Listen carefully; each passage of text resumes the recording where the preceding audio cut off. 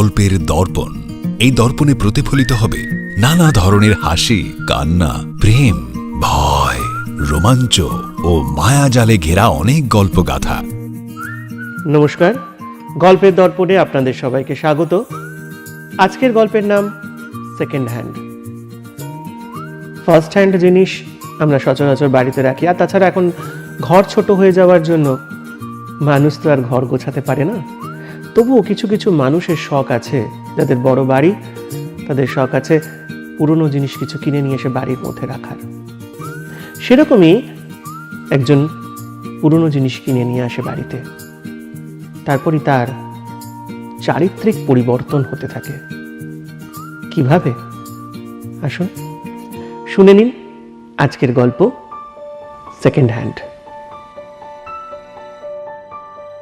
পুরনো আসবাবের প্রতি সায়ন্তনের অনেক দিন থেকে শখ। আসবাব থেকে টাইপরাইটার, আজকের এই কম্পিউটার যুগে সবই ওর ঘরে ঠাসা।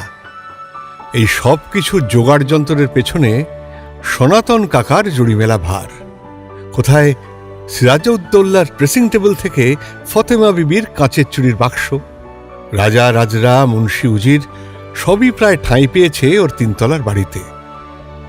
সায়ন্তন আমার ছোটবেলার বন্ধু, একসঙ্গে স্কুলে পড়াশোনা করেছি। এখন ওর সঙ্গে সেভাবে ওঠা বসা না থাকলেও আগ বাড়িয়ে জিনিস দেখাতে নিয়ে যাওয়ার তাগিদটা বেশ ছেলে মানুষই। ছোটরা যেমন কোনো জিনিস পেলে সবাইকে দেখাতে নিয়ে যায়, সায়ন্তনও কোনো জিনিস সংগ্রহশালায় নিয়ে এলে আমাকে দেখাতে নিয়ে যায়। তখন ওর উৎফুল্লতা, উচ্ছ্বাস দেখলে মনে হয় আমি ওর পরম আত্মীয়। এই তো আজ সকালবেলা বাজার করতে গিয়ে দেখা, পিছন থেকে অমূল্য, এই অমূল্য ডাক শুনে বুঝতে পারলাম আমার পাগলা বন্ধুটি আসছে। মুখোমুখি হতেই জানালো, এই শোন, আজ একটা খাট আনতে যাব। ভাবছি এই খাটটা ব্যবহার করবো, বুঝেছিস? জানিস, এই খাটটা আমাদের দেশে তৈরি নয় রে, বার্মাটিকের ওপর চৈনিক কারুকার্য, চীনা সভ্যতার ছাপ আছে। সনাতন কাকা জবর খবর এনেছে, বুঝেছিস? কালই গেছিলাম খাটটা দেখতে, ওই যে ওই কলকাতার চিনে পাড়ায়। চল না, আজ বিকেলে ফাঁকা আছিস কি? হ্যাঁ, দেখলাম আজ শুক্রবার, সেরকম পড়ানো নেই, তাই বিকালে গেলে অসুবিধে হবে না। একাই থাকি, বিয়ে শাদী করা হয়নি, তাই কানের কাছে ঘ্যান ঘ্যান করে খুঁচিয়ে জিজ্ঞাসা করার লোক নেই। তাই দুদিক থেকেই সরল ও ঝাড়া হাত পা। ওকে হ্যাঁ বলে দিলাম। বাজার থেকে ফিরে এসে হাত পুড়িয়ে নিজের রান্না সেরে খেয়ে দিয়ে চলে এলাম সায়ন্তনের বাড়ি। দামি দামি আসবাবপত্র এত সুন্দর করে সাজানো, কি বলবো। এক বিধবা মা ছাড়া সায়ন্তনের আর কেউ নেই। বয়সের ভারে তিনিও আজ একটা ঘরে বন্দী। কাকিমাকে প্রণাম করে সায়ন্তনের খবর নিয়ে চলে এলাম দোতলায়।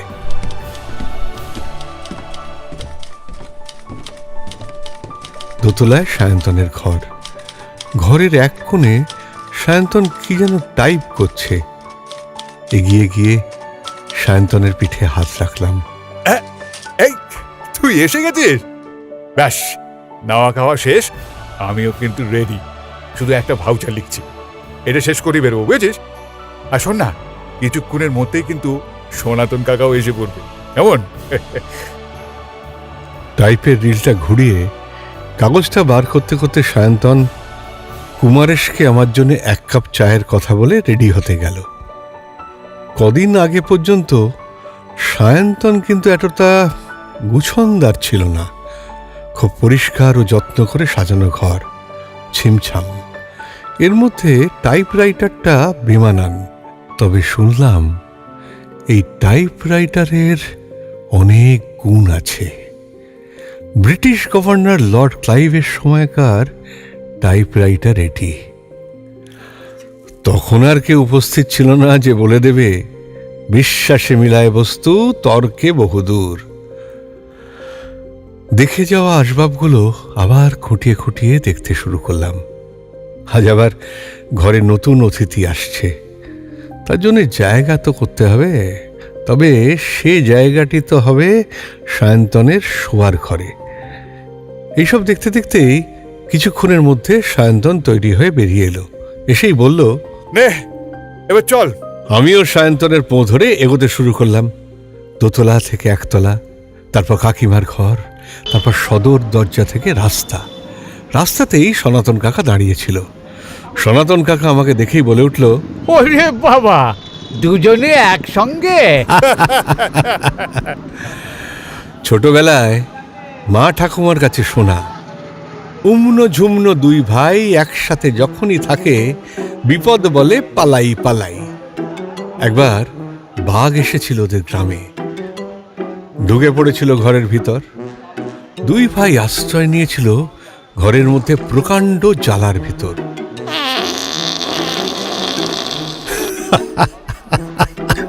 জালার মধ্যে বসে পেদে বাঘ তাড়িয়েছিল। এই ছিল তার প্রক্সি। তাই মাঝে মধ্যে আমাদের ওই নামে ডাকা হতো।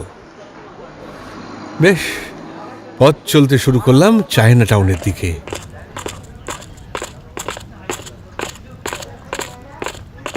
চায়না টাউনের মধ্যে একটা পোড়ো বাড়ির মধ্যে প্রবেশ করলাম। কেমন যেন একটা গা ছমছমে পরিবেশ। সনাতন কাকু সায়ন্তন চেনা গলির কারণে চটফট করে এগিয়ে যেতে থাকে। আমিও পিছন পিছন এগোতে থাকি। কিছুটা করে এগোই, আর আমার গাটা সুরে সুরে ওঠে নিজের অজান্তেই। শরীরের রোমকূপগুলো ফুলে উঠছে, যেমন সুরসুরি দিলে হয়। শরীরের এই শিহরণ ভয়ে উত্তেজনায় কিন্তু ভাবের পরিবর্তন হয়। সে যাই হোক, গায়ের কাটা মানে তো মনে ভয়। সবকে দূরে ফেলে এগিয়ে চলা। অন্ধকার ঘরের একতলার এক কোণে টিম টিমে একটি আলো। আলোর দিকে এগিয়ে চলতে চলতে একটা টেবিল। টেবিলে বসা এক চীনা কাগজ পেন নিয়ে লিখে নিলেন নাম, দাম, ঠিকানা, ফোন নাম্বার। তারপর আবার চলা। চারদিক দেখতে দেখতে চললাম ওদের পিছু পিছু। পরিবেশটা বেশ ভয়াল, গম্ভীর। এই শয্যা যেন সরশয্যা না হয়ে যায়, এই আশঙ্কা মনের মধ্যে ছিল। যেন মনে হলো অযাচিত কোনো প্রাণ ঘরের মধ্যে ঢুকে পড়লে আশপাশ থেকে যে প্রতিবাদে ঝড় ওঠে, সেই ঘোর কুহেলিকা যেন মন থেকে মস্তিষ্ক সবটাই আচ্ছন্ন করতে লাগলো। বন্ধুত্ব পালনের নিরন্তর প্রচেষ্টা কখনো কখনো যে বিভ্রান্তির মধ্যে নিজের ব্যক্তি সত্তাকে নিয়ে আসে, তা সম্পূর্ণই অনস্বীকার্য। ভয়াল পরিবেশের সেই ভয়াবহতাকে পর্যবেক্ষণ করতে করতে এগিয়ে গেলাম এক গলিপথে, ও তারপর এক প্রকাণ্ড ঘরের মধ্যস্থলে।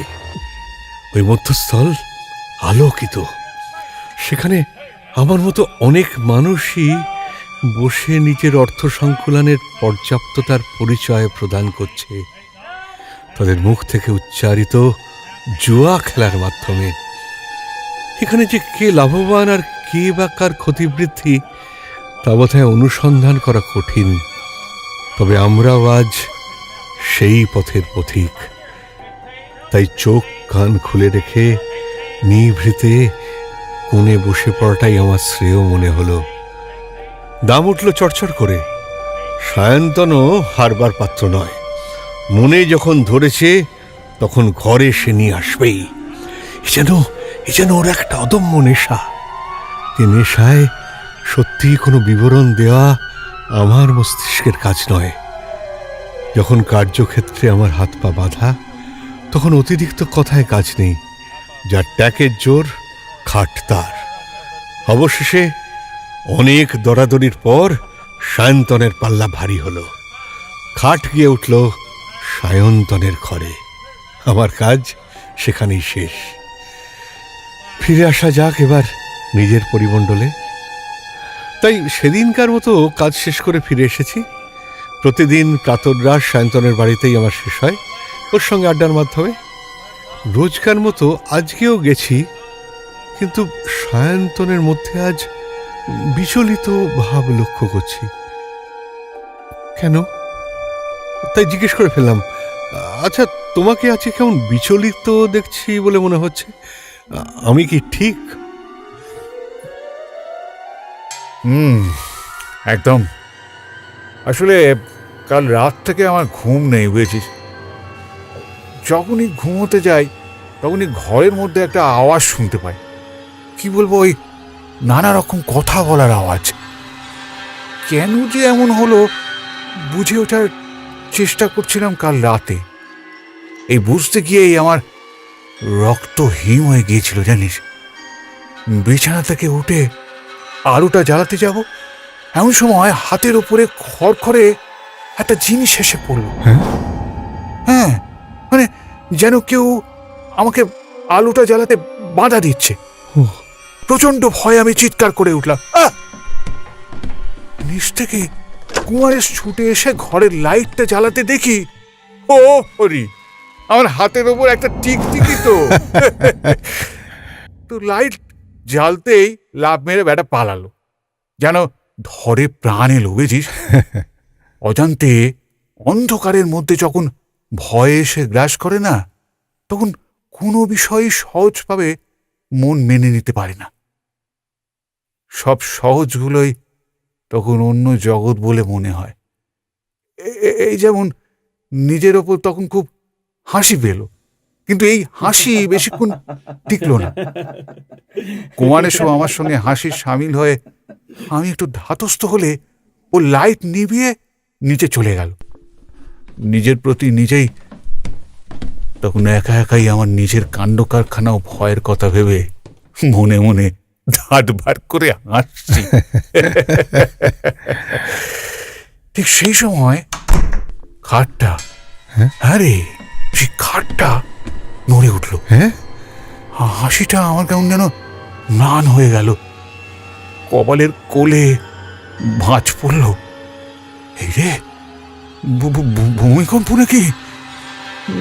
না, মাথার ওপরে সিলিং ফ্যানটা তো ভালোই ঘুরছে, নড়ছেও না আবার দুলছেও না।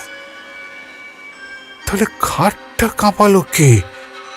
এই ভাবনা শেষ হওয়ার সঙ্গে সঙ্গে হঠাৎ বিছানার তলা দিয়ে সরসর করে কি যেন একটা চলতে শুরু করলো।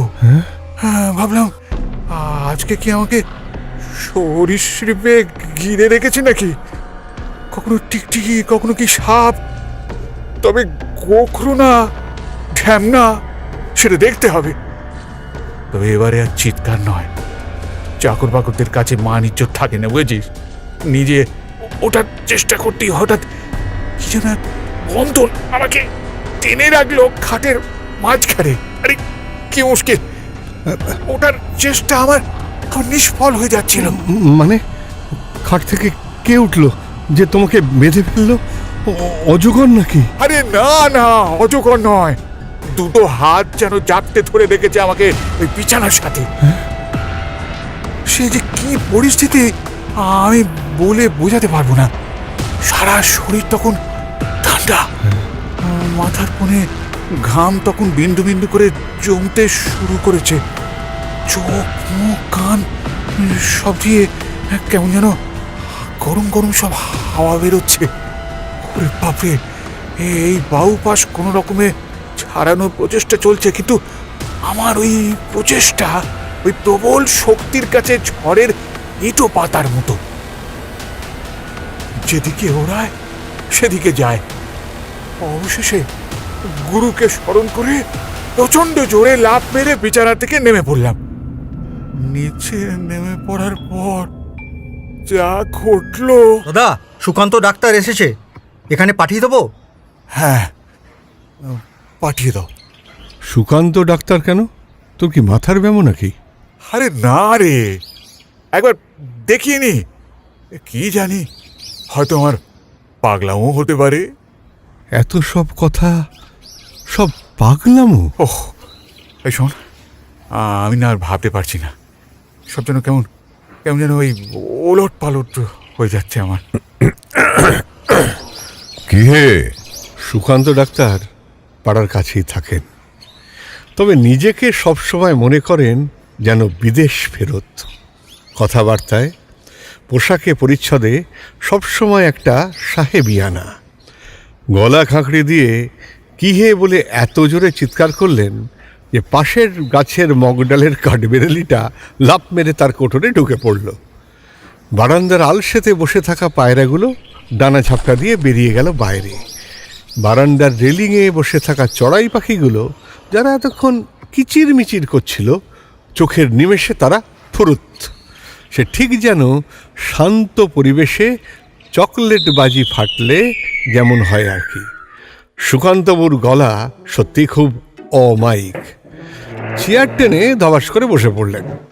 সব কিছুই একটু আওয়াজের সঙ্গে সঙ্গে। বসার সঙ্গে সঙ্গে বেতার চেয়ারগুলো মচমচ করে উঠল। মনে হলো ওরা যেন বলছে, ওরে বাপরে, সাহেবিয়ানার জেরে মেয়েটার পেগ তার পেট আর নিতম্ব দুটোই ফুলিয়ে দিয়েছে। তাই আগু পিছু সানশেডওয়ালা এই বড় গামলাটি সত্যি দেখনীয়। সে যাই হোক, এক নজরে এত কিছু বলা মানে শ্রোতারা বুঝতেই পাচ্ছেন তার হাবভাব চলন বলন কিরকম হতে পারে। সে যাই হোক, বন্ধুর অবস্থার কথা মাথায় রেখে একবার সুকান্তবাবুর সঙ্গে কথা বলা প্রয়োজন মনে করলাম। আঁকামুড়ো যা কিছু ওর কাছ থেকে জেনেছি সবিস্তারে তা সুকান্তবাবুকে জানালাম। তিনি এতক্ষণ সব কিছু শুনলেন মনোযোগ সহকারে, তার চুরুটের ধোঁয়ার সাথে। কে সায়ন্তন বাবু, বাড়িতে অতিথি ডেকেছ, কিছু খাবারের বন্দোবস্ত রাখোনি? সায়ন্তন সত্যি লজ্জায় পড়ে গেল। সে সঙ্গে সঙ্গে বলল, এই যে এই কুমারেশ। কুমারেশকে তলব এবং কুমারেশের সঙ্গে লুচি, বেগুন ভাজা, ছোলার ডাল এসে উপস্থিত আমাদের সামনের টেবিলে। টেবিল থেকে একটি লুচি ছোলার ডালের বাটিতে ডুবিয়ে মুখের মধ্যে পুড়তে পুড়তে বলল, যা বললে তা তো সম্পূর্ণ নয়। বাকিটা কোথায়? সম্পূর্ণটা না হয় আমি করি। তো মেঝেতে পড়ার পর পিছন ঘুরে খাটের দিকে দেখতেই দেখি আমার মতো কেউ একজন খাটে শুয়ে আছে। হ্যাঁ, আমি তো নিচে, তাহলে ওকে? কৌতূহল ভরা দৃষ্টিতে বুকের মধ্যে সাহস কোনো রকমের সঞ্চয় করে এগোতে থাকলাম খাটের দিকে। যা দেখলাম তাতে আমার সারা শরীর, আমার রক্ত, শিরা, উপশিরা সব যেন গুটিয়ে এক জায়গায় চলে গেল। আর সেটা সেটা সেটা যেন আমার বুকের মধ্যে নিজের দুঃখপুকুনির শব্দ নিজেই শুনতে পাচ্ছিলাম। মুখ দিয়ে বাক্য বেরোয় না, চোখ স্থির, পা যেন মাটির তলায় গুঁজে গেছে। এই যে, এত ভনিতা না করে আসলটা বলো না বাপু। খাটে আমি নই, এক মহিলা। হ্যাঁ, হ্যাঁ,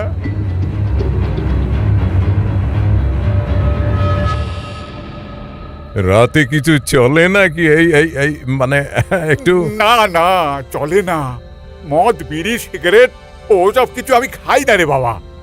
আর তাছাড়া আমি ব্যাচেলার, ওই মেয়েদের প্রতিও আমার সেরকম কোনো আকর্ষণ নেই। হ্যাঁ, আকর্ষণ যদি থাকে তাহলে ওই ওই ক্লিপ পদার্থগুলোর ওপর আর কি। এগুলোই আমার প্রেমিকা, আমার এদের সঙ্গেই আমার প্রেম। সুকান্তবাবু, ওই 7 লাখের খাটটি 10 লাখে কেনা। হ্যাঁ, তাই সহজে হাতছাড়া করবো কি করে বলুন তো? আর এর শেষ আমি কিন্তু না দেখে ছাড়বো না। হ্যাঁ, তবে মেয়েটির শেষ কথাটা একবার শুনুন।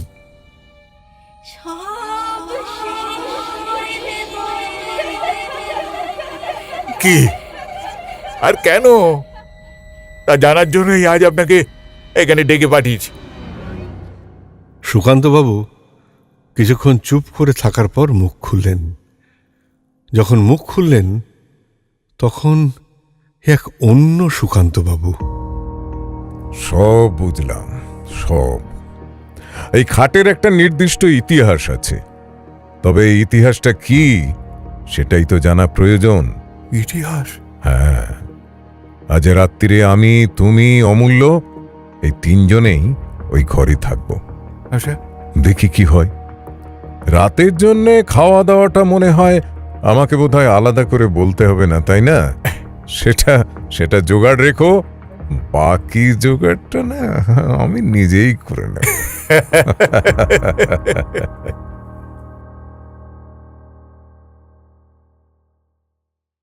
সায়ন্তনের বাড়ি থেকে ফিরে আসার পর আমিও যেন একটু বিচলিত হয়ে পড়লাম। সত্যি হয়তো এরকমও হয়, অনেক কিছু জিনিস জানার অতীত, অজানা জগতের কতটুকু বা আমাদের বোধগম্য।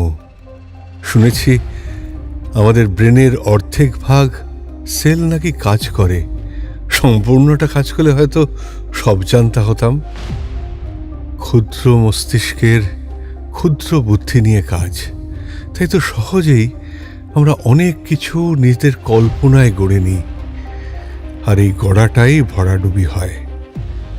আমাদের জগৎ ছাড়াও যে আর একটা জগৎ আছে এই আমাদের মধ্যে, সে সম্পর্কে আমরা একটুও জানি না। সেই জগতের লোকজন, বাড়িঘর সবই আমাদের মতো। সেখানে যদি প্রবেশ করতে হয় তাহলে তাদের কাছে আমরাই হব অশরীরী, কারণ শরীর নিয়ে তাদের মাঝখানে প্রবেশ করা যায় না।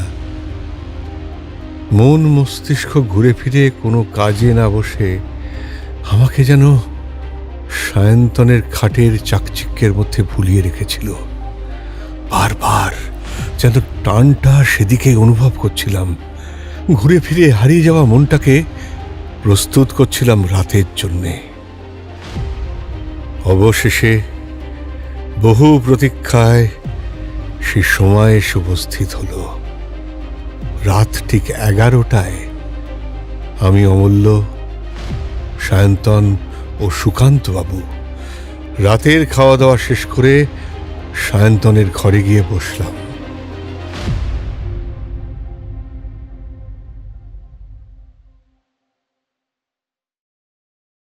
সুকান্তবাবু খাটের কোণের হুইল চেয়ারটা গিয়ে বসে পড়লেন।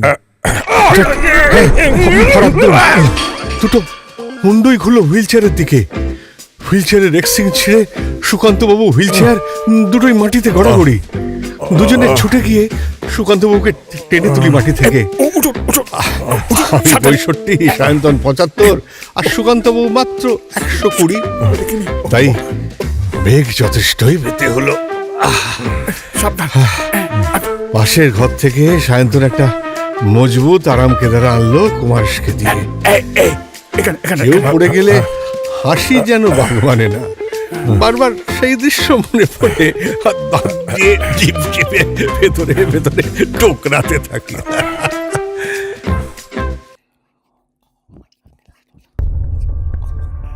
কিছুক্ষণ পরে হঠাৎই কানে গেল কিছু মানুষের কথার আওয়াজ। কথার আওয়াজের প্রতি আকৃষ্ট হয়ে হাসি যেন হাওয়া খোলা বেলুনের মতো ঠোঁটের কোণে শুকিয়ে গেল। কি কথা? কারা কথা বলছে? কথা শোনার সঙ্গে সঙ্গে সুকান্তবাবুর ইশারায় আমাদের কথা বন্ধ হলো। যে যেখানে ছিলাম সেখানেই রইলাম। কথাগুলো রেকর্ড হতে লাগলো। কিছুক্ষণ পরে কথা বন্ধ হলো। খাটের বিছানার তলা থেকে কিছু একটা জিনিস ছোট থেকে ক্রমশ বড় হয়ে সরীসৃপের মতো খাটটির দখল করতে শুরু করলো। আমার সায়ন্তনের দুজনের মুখ দিয়ে একটা আওয়াজও বার হচ্ছে না, কারণ আওয়াজ বার হওয়ার মতো পরিস্থিতি নেই। স্থির আসবাবের মতো আমাকে মনে হচ্ছে যেন প্রাণবহুল আসবাব কানের পাশ দিয়ে, চোখের উপর দিয়ে ঘামের রেখাবলি তত্তর করে নিচের দিকে নামতে শুরু করেছে। চোখের মধ্যে দিয়ে মাঝে মাঝে দৃষ্টি ঝাপসা করে দিচ্ছে, কিন্তু মোছার মতো ক্ষমতা বা বল কিছুই আমাদের নেই।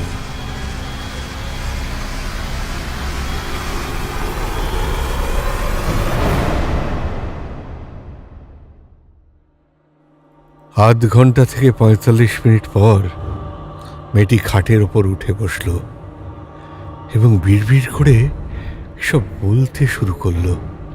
রেকর্ড রেকর্ড তখনও চলছে।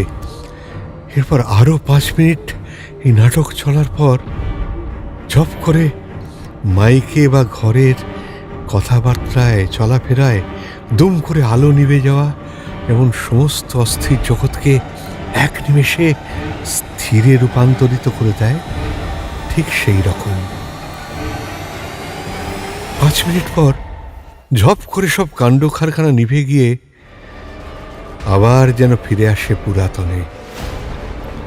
সুকান্তবাবু দাঁত চিপে চোখ বন্ধ করে সবকিছু রেকর্ড করার পর চলে গেলেন নিজের বাসায়। বলে গেলেন,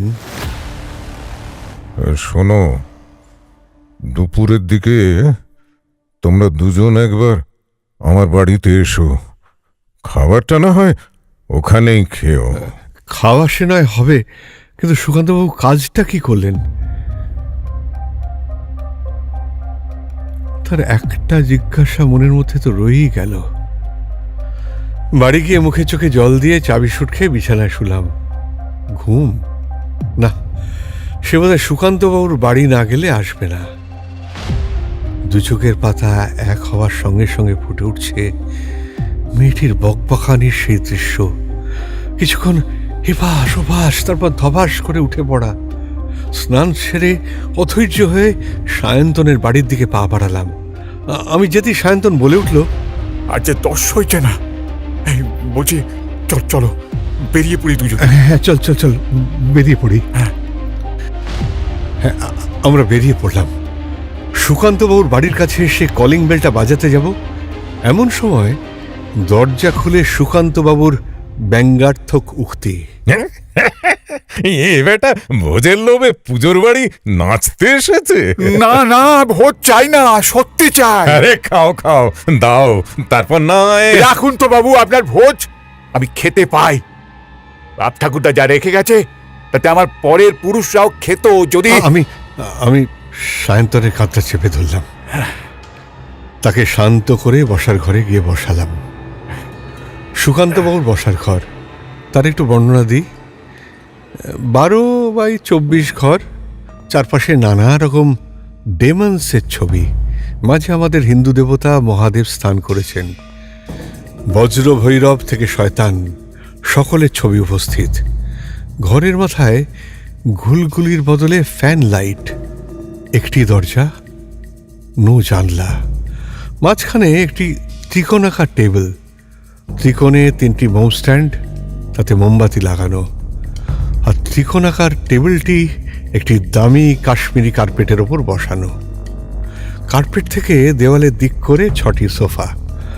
সোফাগুলো টেবিলটিকে ঘিরে রেখেছে। মাঝের সোফায় সুকান্তবাবু বসে আমাদের বসার অনুমতি দিলেন। এরপর সুকান্তবাবু শুরু করলেন তার কথা। শোনো, আমরা যে সরাসরি কথা বলে আমাদের নিজেদের মনের ভাব প্রকাশ করি, অন্য জগতে এই কথাগুলো সব উল্টো হয়, কারণ জগৎটাই উল্টো। ওই জগৎ আমাদের জগতের মধ্যেই বিচরণ করছে, কিন্তু সে জগতের কথা আমরা বুঝতে পারি না, তার কারণ তার কথাগুলো উল্টো বলে। অনেক সময় সর্বসমক্ষে কিছু কথা বলতে হলে প্রকৃত কথার উল্টো মানে করে তার সামনে স ও পিছনে দন্তন্য ব্যবহার করে কথাটার ভাষা আমরা সকলের সামনে অপরকে বুঝিয়ে থাকি, যে অবশ্য এই কথার মানে বোঝে। কলেজ লাইফে আমরা প্রায়শই এরকম করে থাকতাম। যেমন ধরো, তোমার নাম অমূল্য। হ্যাঁ, তোমার নামটাকে আমি এইভাবে বলছি, সল্লমুয়ন। ও, পার্বতী হয়ে যায় সতীর্বপান। বুঝলে? বুঝেছ? হ্যাঁ।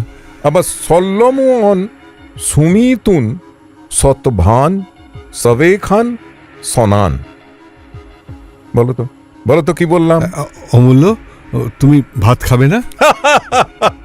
Brilliant brilliant. আমরা আপনার কাছে ভাষা শিখতে আসেনি সুকান্ত বাবু, যা জানতে এসেছি তা জানলে ভালো হয়। সমিতুন, সনকেন, শতয়েন, স্বর্যধৈয়ন, স্বচ্ছহন। অধৈর্য হওয়ার কারণটা কি আপনার বোধগম্য নয়? না না, হেয়ালি নয়। ফিরে আসি কথায়। সায়ন্তন, তোমার সমূহ বিপদ। কালকে রেকর্ডিং রিভার্স করে আমি শুনেছি, তাতে কথোপকথন এই যে লি প্রদেশের রাজা পুং লির সময়কার এই খাট, তাতে রাজকন্যা ক্যামেলিয়া লি তার শেষ জীবন কাটিয়েছিল এবং তাকে রাজা নিজে ধর্ষণ করে খুন করে, যেখানে বাবা ও মেয়ে সম্পর্কে জিজ্ঞাসার চিহ্ন অবশ্যই থেকে যায়। স্বভাবতই কোনো মেয়ের পক্ষে সম্ভব নয় এত বড় একটা বিপর্যয়কে মেনে নেওয়া। তাই ক্যামেলিয়া সমস্ত পুরুষকেই ধ্বংস করে আজ তোমার জীবন নাশের প্রচেষ্টায় রত। কাল যেসব শোরগোল তোমরা ঘরে শুনছিলে, মনে আছে? তা ভালো আত্মার, যারা আজ তোমার ঘরে আসবাবের সঙ্গে জড়িয়ে আছে। তারা তোমাকে সাবধান বাণী শোনাচ্ছিল, কিন্তু ক্যামেলিয়ার শক্তির কাছে তাদের শক্তি কম, তাই ওকে থামানো বাকিদের পক্ষে অসম্ভব। তাই সায়ন্তন, যত তাড়াতাড়ি সম্ভব খাটটি নষ্ট করে ফেলো। মানে আমার মনে হচ্ছে এই আজগুবি গল্প ফাদার বোধহয় আপনি আর জায়গা পান না, তাই তো? দেখুন, ওসব কিন্তু আমি কিচ্ছু মানি না। মানো না? না না। মানো না তো আমার কাছে এসেছো কেন? কেন ডেকেছিলে আমাকে? সায়ন্তন, সায়ন্তন, তুমি একটু শান্ত হও। কালকের কথা তো অস্বীকার করার নয়, সেটা তুমিও জানো খুব ভালো করে। যা ঘটেছে আমরা সবাই সচক্ষে তা দেখেছি। কি মুশকিল? হ্যাঁ, শোনো শোনো, প্লিজ প্লিজ, তুমি একটু চুপ করো, শান্ত হও। সুকান্তবাবু, আমাদের আর কি কি করার আছে যদি বলেন। আমাদের এই মুহূর্তে ক্যামেলিয়ার আত্মাকে ডাকাই মূল লক্ষ্য।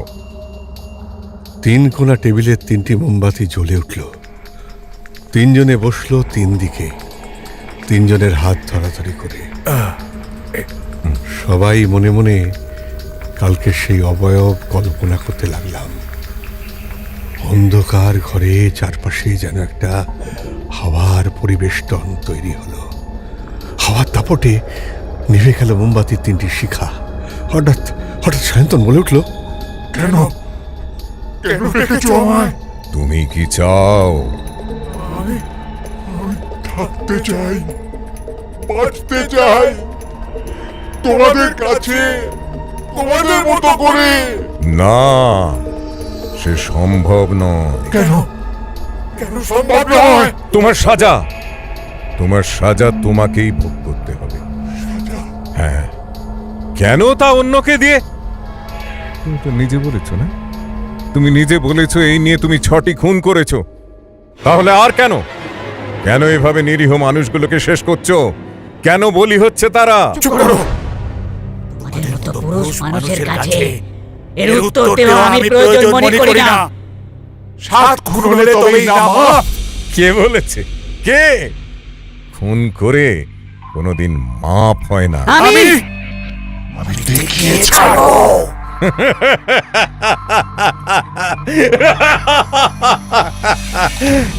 Camellia, camellia.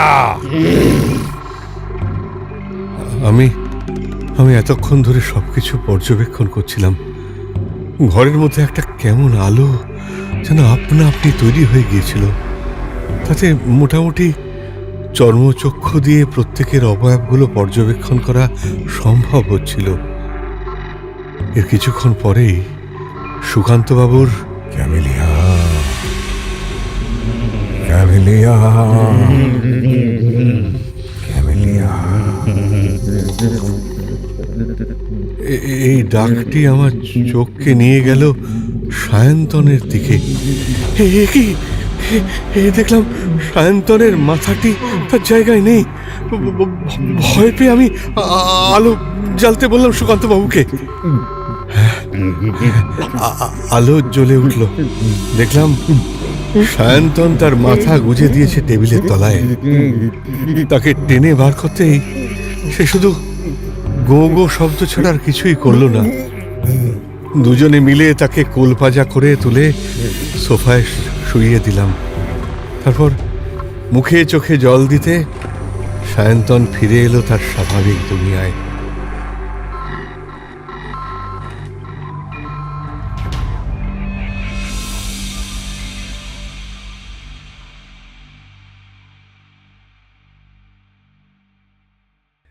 মানুষকে চোখে দেখে আমরা তার ভিতরের উথাল পাথাল আন্দাজ করতে পারি না।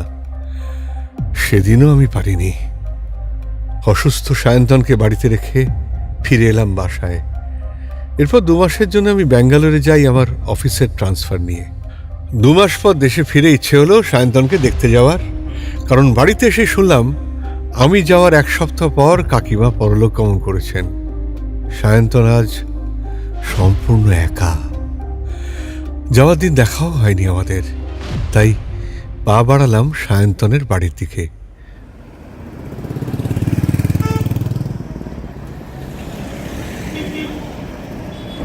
বাড়িতে নাকি কুমার এসো থাকে না। পাড়াপড়শির কাছে শুনলাম কাকিমা মারা যাওয়ার কিছুদিন পর কুমার এসো কাজ ছেড়ে অন্যত্র চলে গেছে। দরজায় কড়া নাড়লাম।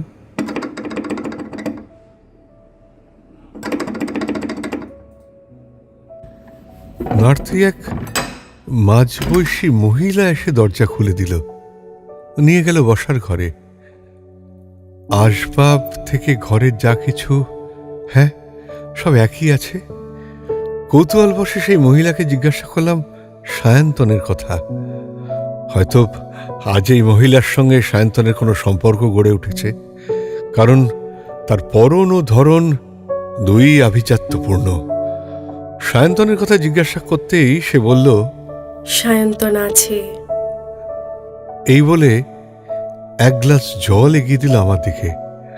জল খেয়ে সায়ন্তনের জন্য মনটা ব্যাকুল হয়ে উঠল। শোয়ার ঘরের দিকে মহিলাটাকে ইশারা করায় এগিয়ে গেলাম শোয়ার ঘরের দিকে।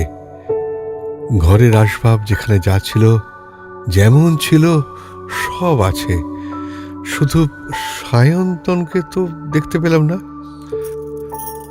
চুরির আওয়াজ পিছন ফিরতে বাধ্য করলো আমায়। পিছন ফিরে ঘুরে দেখি সেই মহিলা বলে উঠল, খুঁজে পেলেন সায়ন্তনকে? কোথায় কোথায় সে? কেন, আমার মধ্যে?